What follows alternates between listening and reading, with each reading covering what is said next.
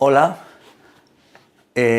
hoy vamos a tratar la alimentación a partir de frutos y plantas silvestres, siguiendo un vídeo anterior en que nos comprometimos a hacer sobre alimentación con silvestres. En el anterior lo que hacíamos era utilizar productos de la agricultura y de la ganadería, y ahora nos vamos a meter con los productos que se pueden recoger en el campo, tanto bellotas por un lado, que las tenemos aquí, como por otro pues tenemos aquí malvas, que está aquí un poquito escondido, las malvas, y también tenemos ortigas. Entonces lo que haremos será una sopa de ortigas, un revuelto de malvas y una especie de bellotas que las tengo por aquí sin preparar, pero aquí ya preparadas, que las haremos pues estofadas, parecido a lo que pueden ser los garbanzos estofados o las lentejas guisadas habituales. Bueno, la explicación de todo esto pues están en los libros que quizá conozcáis, Bienaventurada la maleza porque ella te salvará la cabeza, que es uno hecho por César Lema, que es quien lo dirige, y luego hemos tenido 8 personas que colaborar en el libro, total 7 y César 8, mejor dicho. Y luego este otro pues es el manual de cocina bellotera, que se dedica a explicar los usos alimenticios de la bellota. De aquí se pueden sacar las recetas, pero también del sentido común, no es necesario. Aquí da una explicación muy completa en las fichas. Un momento, el libro este se compone pues por una parte de las fichas, que son 113, veis, esto se puede sacar, y entonces pues nada, luego podemos buscar la ficha de las malvas y de las ortigas, y esto se saca tanto para reconocerlas en el campo como para guisarlas. Aquí tiene, en cualquier planta tiene usos comestibles, bueno, primero reconocimiento, posible confusión con plantas tóxicas o si la que vayamos a utilizar lo es. Luego tiene usos comestibles, usos medicinales, otros usos, y en el lado de acá lo que tiene es pues el modo de usarlos para tomarlas, ¿no? Esto lo hizo nuestra amiga Patri, que es cocinera. Esto en lo referente a las fichas. Luego lleva un libro, que es el que está aquí, donde da las explicaciones correspondientes y viene mi artículo, mi introducción. Además, pues aquí estamos todos. Por un lado está Patrick, que es la cocinera, estoy yo, pues luego está Silvia, que también colabora, está Daniel María Pérez, el etnobotánico vasco, Josep Pamies, que nos hizo un texto muy interesante, el conocido de Dolça Revolució, Sofía Armenteros y César Lema.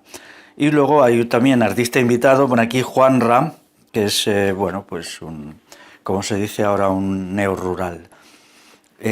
Por lo tanto es el librito y las fichas. El consumo de silvestre pues es lo que ha hecho la humanidad durante decenas de miles de años, puesto que la agricultura en Europa occidental, pues tiene 8.000 años, 6.000, y ha sido un proceso progresivo. Al principio se inicia con la avena, luego quizás se da el salto a la cebada, pero el trigo es bastante cercano a nosotros. El trigo, pues muy probablemente pues, no tenga más de 2.000 o 3.000 años antes de nuestra era de aprovechamiento del trigo. Y luego, pues sobre las hortalizas hay cierta confusión, muchas de ellas son difíciles de diferenciar en su versión silvestre de su versión cultivada. Por ejemplo, la celga, que es la hortaliza más consumida en Europa desde siempre.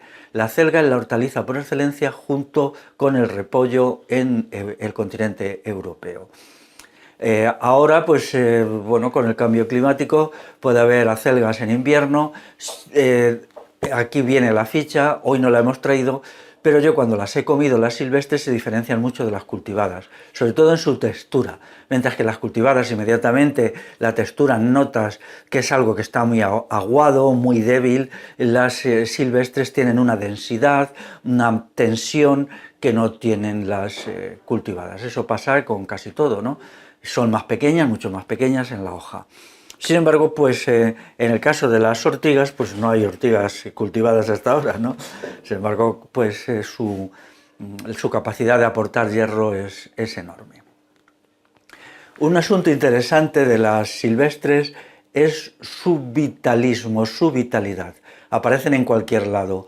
Una ortiga, pues no es necesario sembrarla, no necesita el escardado, no necesita nada, no hay que ayudarla, nace sola. Entonces, ¿esto cómo se explica? ¿Cuál es la diferencia entre las silvestres con esta capacidad de ir adelante ellas solas en las circunstancias más adversas y las cultivadas, que es todo lo contrario? Hay que trabajar la tierra, hay que proporcionarles estiércol, en general riego, todo esto. Bueno, ¿por qué? Pues porque los productos de la horticultura y de la agricultura en general están desvitalizados, tienen menos vitalidad, menos energía. A mí a veces me maravilla que voy por una calle de una gran ciudad y hay un agujero en el asfalto y allí hay un diente de león. ¿Cómo es posible, no? Pasando coches por encima y allí está el diente de león, o incluso a veces una matita de malvas o esto, ¿no? Eso significa que pueden vivir en las circunstancias más adversas y salir adelante. Tienen una voluntad de vivir que no tienen las plantas cultivadas. Cuando nosotros comemos plantas silvestres, de alguna manera que no podemos explicar, pero que en su día se podrá explicar de una manera argumentada, al comerlas absorbemos esa energía, esa vitalidad que tanto nos necesita. Yo creo que uno de los factores de la baja energía interior y la escasa vitalidad de la población urbanita es que su consumo de silvestres es cero. Entonces, eso es también un fenómeno reciente y muy anómalo, porque incluso gente que todavía vive en pueblos todavía siguen haciendo pues una ensalada de dientes de león de vez en cuando, o cogen unos berros en un arroyito que esté el agua muy limpia, y entonces eso les proporciona un suplemento alimenticio cualitativo mucho más que cuantitativo. Lo mismo sucede con el trigo y con las bellotas. El trigo pues requiere, bueno, una serie de operaciones súper complejas, trabajo, tal. Sin embargo, las bellotas no. En condiciones favorables, cogemos una bellota de estas que está cogida desde hace 10 días, incluso sin hacer hoyo, la tiramos al suelo, si cae en un lugar un poquito así protegido y tal, pues puede de aquí salir un arbolito y luego una encina poderosa. Esta cuestión que no se explique, que no se entienda, pues me causa sorpresa, ¿no? Porque es algo de la observación elemental, ¿no? Es decir, todo lo que la mano humana cultiva está debilitado, todo lo que la mano humana no cultiva tiene más fuerza. Aunque aparentemente sea más pequeño, porque es verdad que todo lo que no es cultivado pues parece más pequeño, a veces más deslucido, no así. Mirad, estas son preciosas, ¿eh? Quería haceros observar el potente color verde de estas ortigas. Tienen un aspecto magnífico, vamos, lo mejor de lo mejor que se puede ver en ortigas. Y las malvas igual, vamos a echar un vistazo a las malvas porque si no, no me queda a gusto, ¿no? Porque, claro, ha llovido y entonces, pues, vamos a ver, las tenemos aquí un poquito en agua, pero observar el buen aspecto que tienen, ¿no? Es una de las plantas que más se ha consumido en la historia de la humanidad, muchísimo más que el trigo, sin comparación, ¿no? La malva. Y entonces se puede hacer de diversas maneras, también se podía hacer en sopa, tomando alguna precaución, porque esta especie de mucílago, ¿no? Mucílago específicamente de las malvas, pero bueno, se le puede dar 2 cocciones y se quita, ¿no? También luego tendremos que cortar esto un poquito los rabos para que no resulte demasiado leñoso. Por tanto, la cuestión de las plantas silvestres pues es así. Luego, claro, si nos acostumbrásemos a alimentarnos de silvestres, aunque solo fuera en 1/3, podríamos reducir la superficie cultivada en 1/3 y eso quedaría libre para la expansión del bosque, con todo lo que el bosque significa, flora, fauna, mejora del clima, más agua en forma de nieve, que eso no necesitamos solamente más lluvia, sino más nieve, reversión del cambio climático, etc. Naturalmente en las ciudades pues no hay manera es difícil poder tener estas plantas, hay que irse lejos a cogerlas, pero cuando la distribución de la población en un territorio es homogénea, o sea, no se dejan grandes espacios vacíos y luego la gente se la amontona en las ciudades, pues el uso es común. Ya lo he citado a veces, una mujer, ya hace bastante me contaba, ya mayor, que ella vivía en un pueblo y encima en una casa apartada del centro del pueblo, y decía, cuando llegaba la hora de la cena yo me daba una vuelta por la casa, iba cogiendo las plantas silvestres de temporada y las hacía como primer plato, y ese era o bien como sopa, bien como revueltos o bien de algún otro guiso, y eso era lo que solíamos cenar en casa como primer plato la mayoría de los días. Esto además evita mucho en trabajo, ¿no? Porque daros cuenta que los productos de la agricultura, por ejemplo el trigo, no solamente hay que recolectarlo, que eso también hay que hacerlo con las bellotas, sino que también hay que preparar la tierra, hay que sembrarlo, hay que hacer la escarda, que ahora ya no se hace manual, pero se hace con herbicidas, hay que tener en cuenta el asunto de las plagas y bueno, pues lleva mucho trabajo.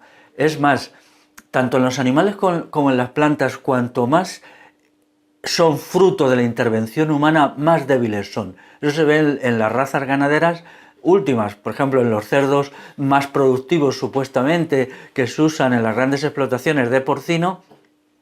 Cuanto más seleccionados son para producir masivamente, más debilitados están, son animales más enfermos, que requieren más medicinas, que tienen muchas más muertes en cuanto que hay cualquier problema, suelen tener infartos habitualmente y te producen, claro, un tipo de carne cada vez más acuosa, más desagradable, más desustanciada. En realidad la agricultura industrial pues es una invención innecesaria, ¿no? Basada en dos criterios, en la manipulación de las especies animales a partir de especies que eran de mucho más de la naturaleza y en segundo lugar de un consumo cárnico exagerado. El consumo que se hace aquí de carne es muy exagerado. Probablemente tendríamos mucho mejor salud si tomáramos solo el 10% de la carne que tomamos habitualmente. Eso evitaría pues, que se tengan que importar cantidades ingentes de soja y maíz. ¿No? Una ganadería en extensivo es cualitativamente distinta. Yo recuerdo una vez que fui a un sitio por la mitad sur del país y entramos allí a comer y nos pusieron un guiso de carne. Yo cuando lo probé me di cuenta que esa carne no podía ser de una explotación y pregunté a la chica que estaba allí y me dijo, no, estos son unas vacas que tiene un tío mío que están por los rastrojos comiendo y tal y cual. Y se notaba inmediatamente la textura, el sabor, todo. Me di cuenta al instante. Entonces sí, tenemos 20 o 30 vacas, de vez en cuando matamos una para este restaurante que tenemos aquí en la carretera y había una diferencia enorme.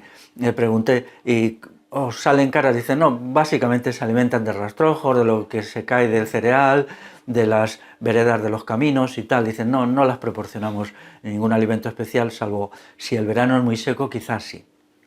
Entonces, bueno, pues eso es así. Entonces, luego, en el manual pues hay bastantes recetas de bellotas que son muy variadas, muchas explicaciones detalladas, hechas por César, pero pues en este caso lo que voy a hacer es saltármelo un poco y hacer una cosa de mi invención, que es guisarlas como se hace, por ejemplo, con las lentejas, lo que se llaman garbanzos estofados, judías estofadas, tal. Procurar, eso sí, que no estén muy amargas y si no, acudir al libro para el desamargado.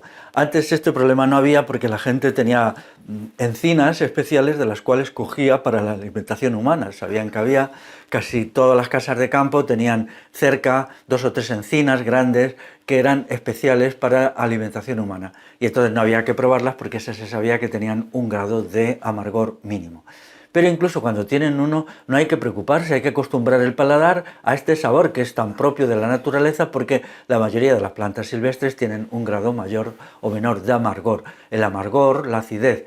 A nosotros ahora se nos ha estropeado el paladar con el sabor de lo dulce, que es una obsesión. Lo dulce está en todas partes, el azúcar, y también con el uso de excesivas sales y luego con el abuso de los aceites. Se usa más aceite de lo necesario, sobre todo en las comidas de niños, porque claro, el aceite proporciona mucho sabor, el paladar rápidamente lo nota y los niños comen.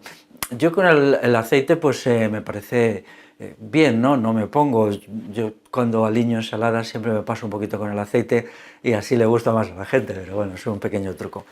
También quería decir que lo digo en este libro, en uno de los capítulos que yo hago, yo tengo el prólogo y un capítulo. Todo esto, la dieta mediterránea, la forma de comer ha cambiado. Lo de la dieta mediterránea es un invento de hace 100 años.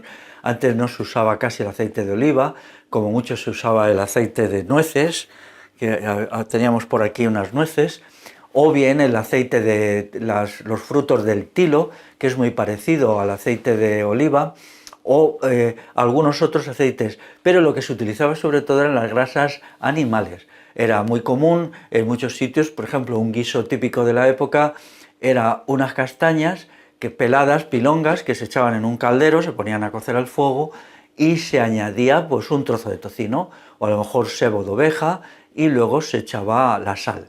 Esto era muy corriente, ya sé que para nuestros paladares esto, pues quizá la gente dirá, wow, se me está revolviendo el estómago, pero era muy común, ¿no? En comidas que actualmente se siguen utilizando masivamente, como es el cocido madrileño, allí no lleva aceites. Recordar que la grasa del cocido viene del tocino que se añade y de las carnes y tal. Esas son las comidas más antiguas, igual que pasa con el caldo gallego. Los fritos son muy recientes, de principios del siglo XX, cuando se empezó a utilizar el aceite de oliva en la alimentación humana. Antes solo se utilizaba para las máquinas, la maquinaria, y luego ya se utilizaron los aceites minerales y entonces quedó una cantidad de aceite de oliva excedentario que no se supo qué hacer con él y se desvió. También se utilizaba para los candiles. Los candiles solían funcionar con aceite de oliva. Bueno, pues hecha esta introducción, vamos a pasar ya a la parte práctica de la elaboración de estos 3 platos de frutos y hierbas silvestres.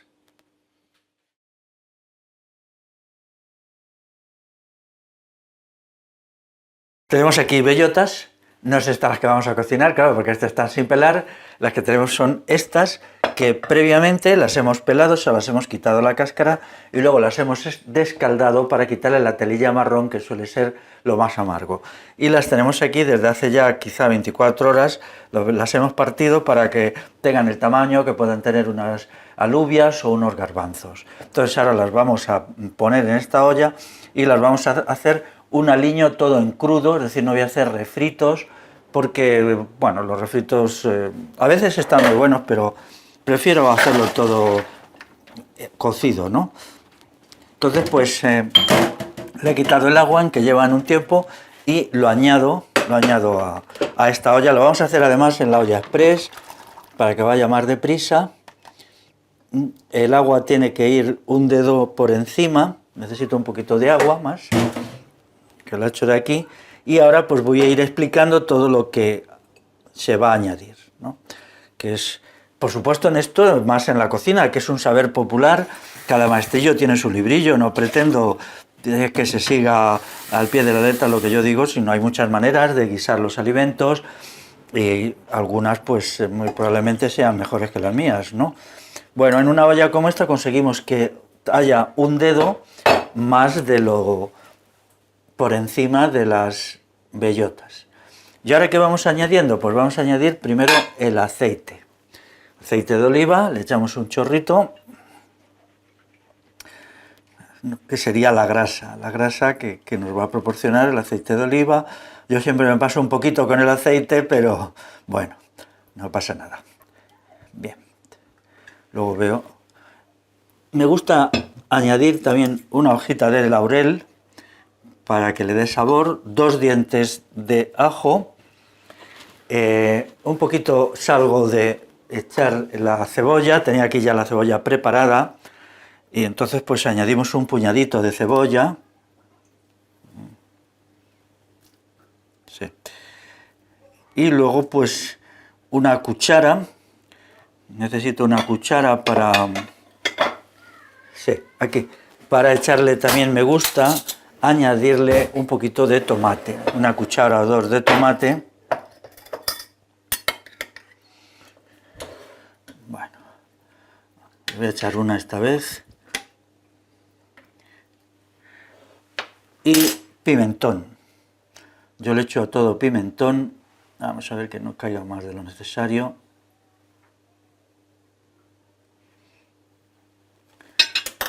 Y pero para que también el color, este rojo, pues es un color apropiado. Vamos a echarle un poquito más de pimentón.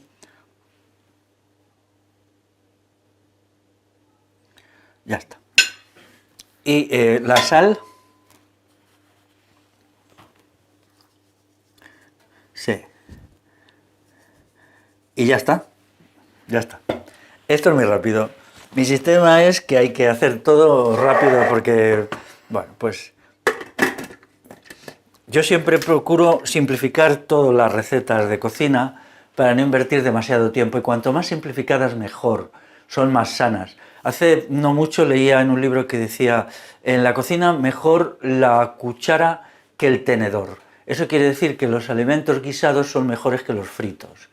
Entonces, aunque yo reconozco que a veces en este tipo cuando se hacen garbanzos, hacerle el refrito le da un sabor un poquito mejor, porque la cebolla pues sabe más intensamente, pero yo he renunciado a eso porque me parece este sistema más sano. Bueno, luego ya solo es esperar a que suba la olla como si fueran unos garbanzos y ya está, ¿no? Dejar pasar un tiempo y entonces pues estas bellotas, que son súper bonitas, mirad, de un tamaño muy interesante. Como siempre hay tanta variedad en las bellotas, esta por ejemplo tan pequeñita, ¿no? Pero este es, bueno, digamos esta es la bellota media, la bellota modélica de para la encina, ¿no? Y pues quedan muy bien. Estas ya las que están aquí en realidad son de este año y están preparadas para meterlas en un agujero para que se conviertan en su día en una robusta encina, esperemos de 20 metros de altura. Y nada más, ahora ya seguimos con las otras recetas.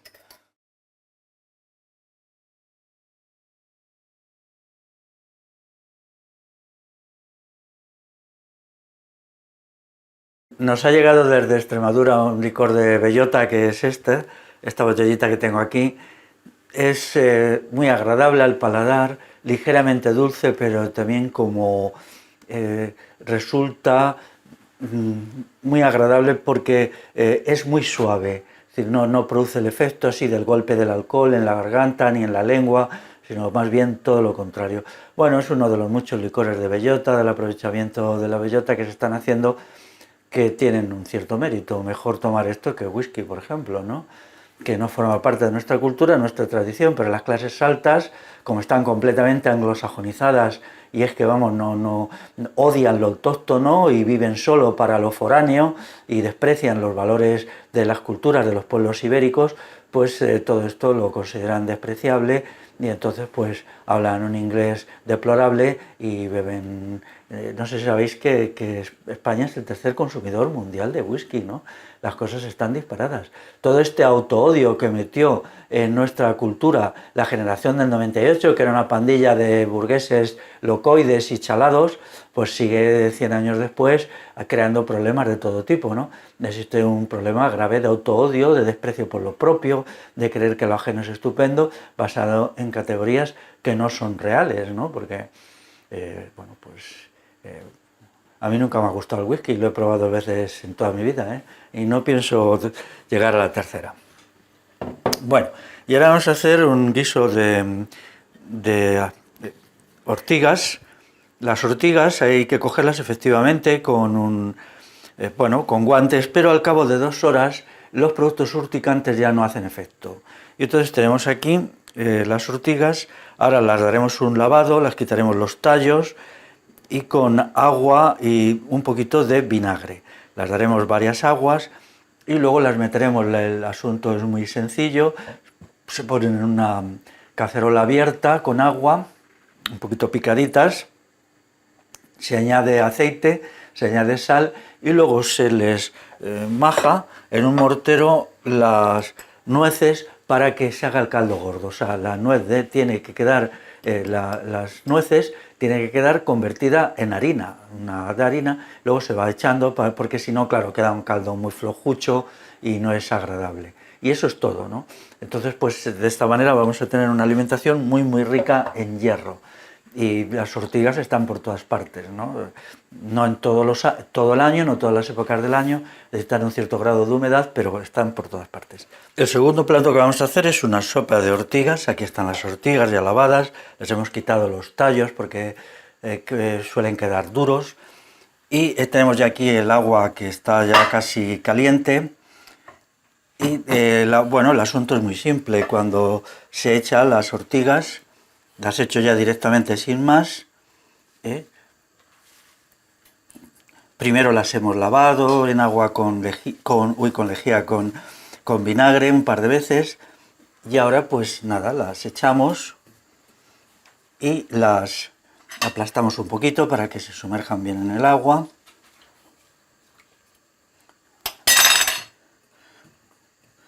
Las rebañamos bien. Sí.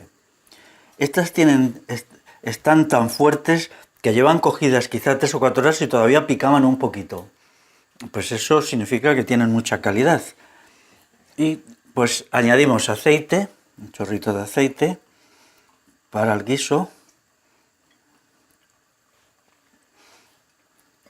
Bueno, la sal. Este es un plato muy simple, muy simple. Sal, bueno, luego que quieras añadir. Y para hacer el caldo, para espesar el caldo, pues tengo aquí unas nueces y las he machacado en el mortero, creo que se ve, ¿no? Y hemos hecho una especie de harina que lo añado. Se debería esperar un poquito, pero para no darle más vueltas a la cosa, lo añado, ahí se mezcla todo y ya está. Se mueve y ya está. Esperar 5 minutitos hirviendo a fuego medio y a comer. Una buena sopa para una noche de invierno con lluvia, como soy, ¿no? O ha sido esta mañana por lo menos, que ha llovido bastante. Bueno, pues ya está. Luego al comerlas, pues notaremos lo propio de todas las silvestres, que es la densidad. La densidad, porque las plantas cultivadas pues tienen mucha agua. Y entonces esa densidad se manifiesta en la textura y significa que su poder nutricional inicialmente es mayor. Tienen más fibra, esa fibra es como más almohadillada, etc. Muy bien, pues luego ya nos quedan las malvas, que sería el tercer plato, y con eso ya acabamos este vídeo.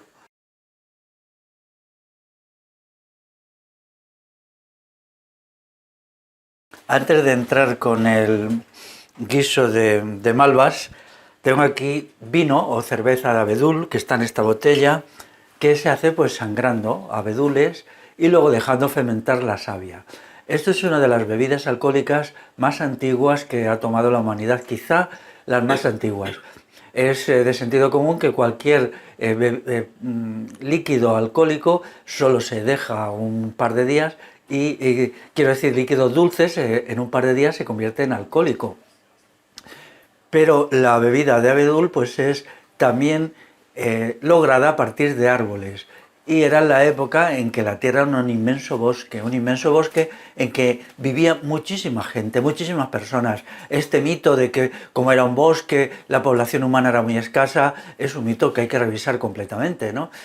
Porque fue cuando llegó la agricultura, cuando en realidad empezaron a haber problemas graves de desnutrición, de que se observan los esqueletos, como los pocos arqueólogos honrados muestran. Bueno, pues entonces un producto más de los árboles.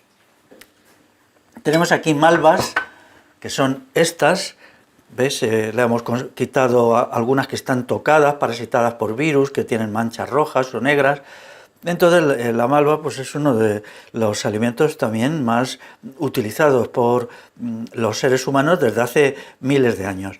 Lo que haremos será cocerlas en agua con un poquito de sal. Voy a poner, esto tiene agua, esta cacerola, solo agua. Le pongo un poquito de sal y entonces la vamos a cocer porque esto tiene mucho mucílago, es decir, como una especie de mucosidad que a la gente que no está acostumbrada le puede resultar algo desagradable.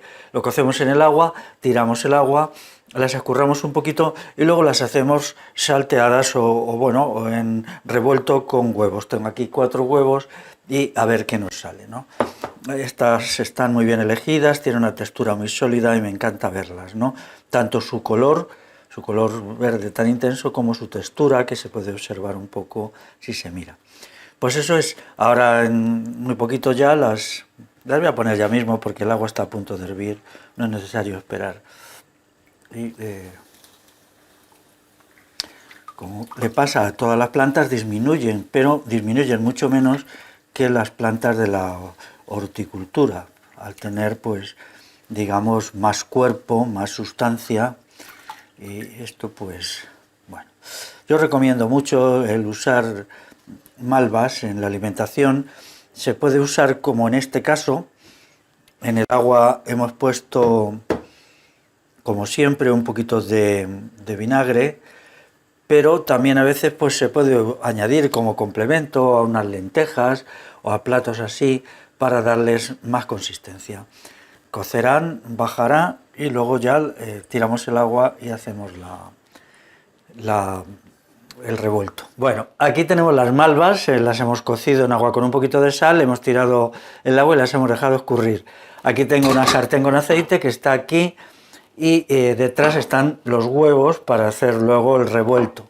Entonces ya sin más he hecho las malvas cocidas en el aceite y los remuevo, que tienen que freírse ahora un poquito.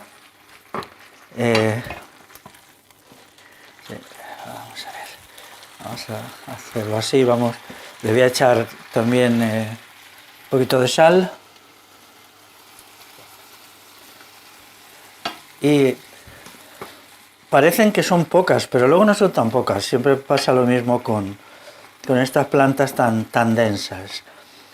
También se podía hacer en tortilla, como puede ser una tortilla de ajetes, una tortilla de espárragos, pero en este caso, pues nada, le hacemos un revuelto que es menos difícil de hacer, ¿no? Pero con las tortillas quedan muy bien. Otra vez me propongo hacer una tortilla. Y tenemos, pues le voy a poner 4 huevos, quizás sea un poco excesivo, pero bueno, voy a ser generoso con el huevo y vamos a hacerlo así. Y con esto pues tenemos ya el aprovechamiento de una planta silvestre que está en casi todas partes, salvo en lo peor del verano. En lo peor del verano no se encuentra, pero bueno, pues en el resto del tiempo, incluso en invierno, cuando hay heladas, que por cierto ya casi no hay heladas, lo cual es muy inquietante, pues podemos tomarlas. Bien, pues yo ya creo que esto ya va admitiendo los huevos, los voy a ir cascando y echando.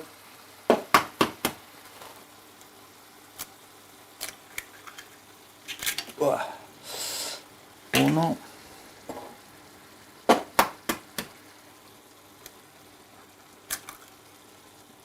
Dos.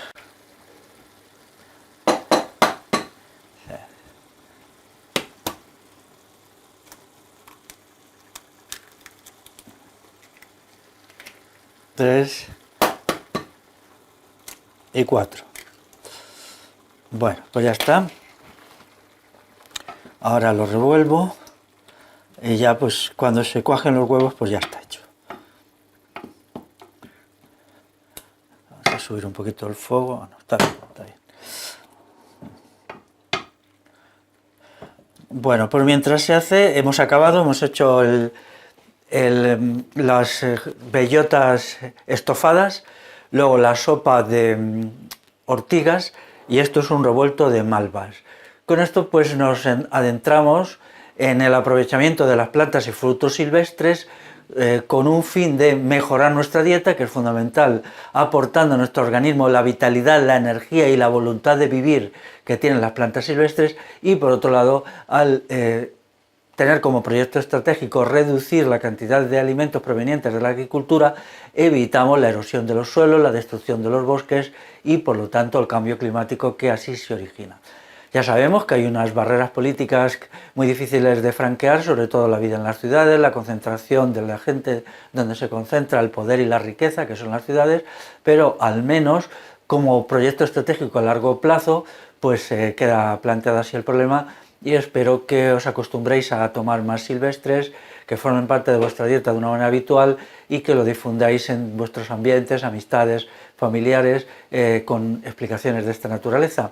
Antes he enseñado el libro de las plantas silvestres comestibles y el de la bellota. Bueno, pues nada, los tenemos disponibles y si queréis consultarlos, pues haceros con un ejemplar y lo miráis.